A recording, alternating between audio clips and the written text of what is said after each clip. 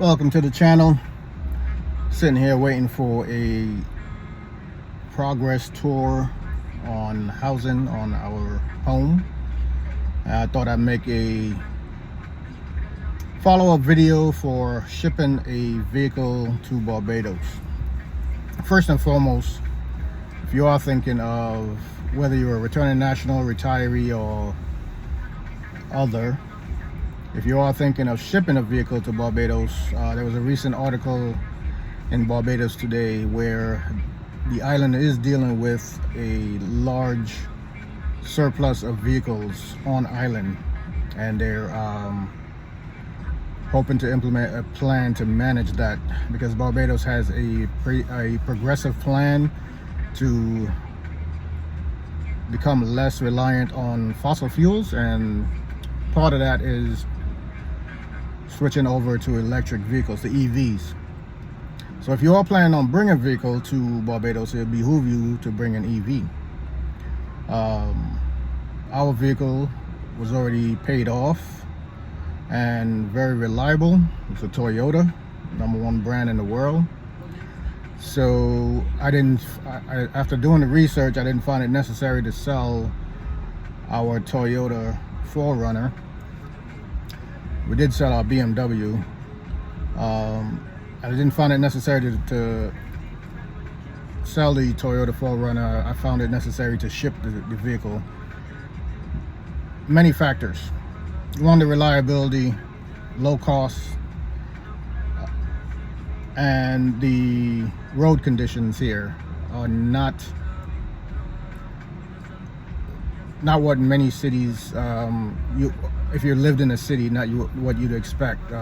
They are dealing with high levels of road conditions in terms of potholes and stuff, but they are growing in terms of shipping in new equipment and training folks to manage those areas. So, everything I mentioned, never take it as a negative, because Barbados is very progressive.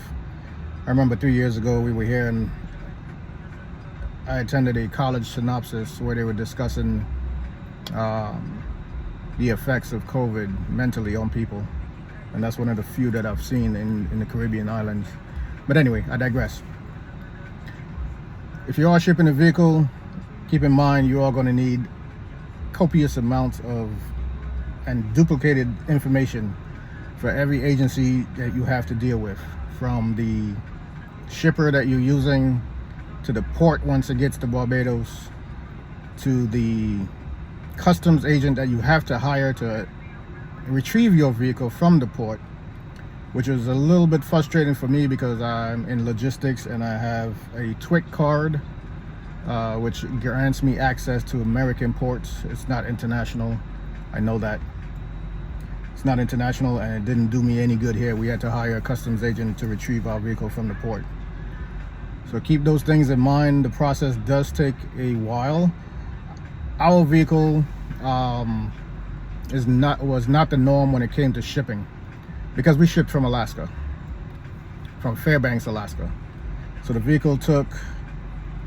I shipped the vehicle originally to North Carolina to our nephew, and then it departed North Carolina in October. We received it here in Barbados on January 1st off the ship.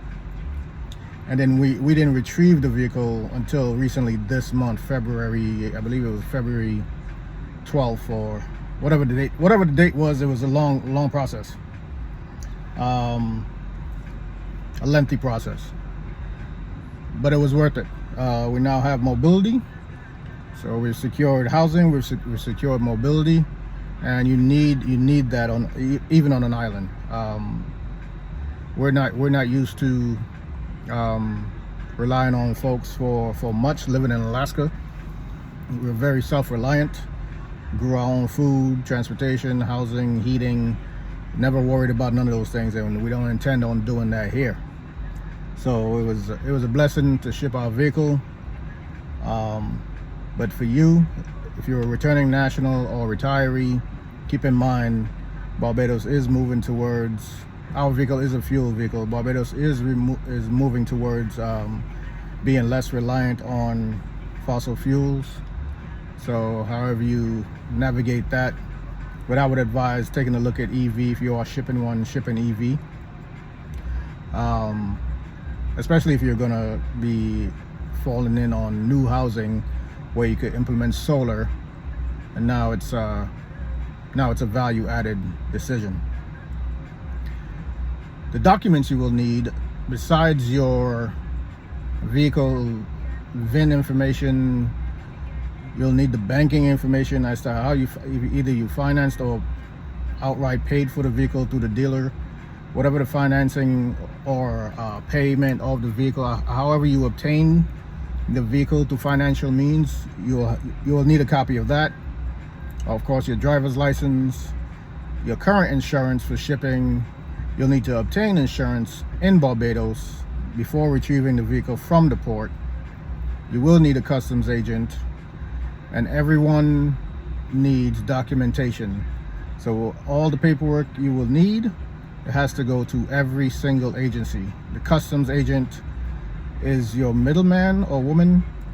However, you still have to provide copies of the same documents that the vehicle was shipped on to the customs agent. They don't have the systems in place to talk to the port. You have to transfer that information over. So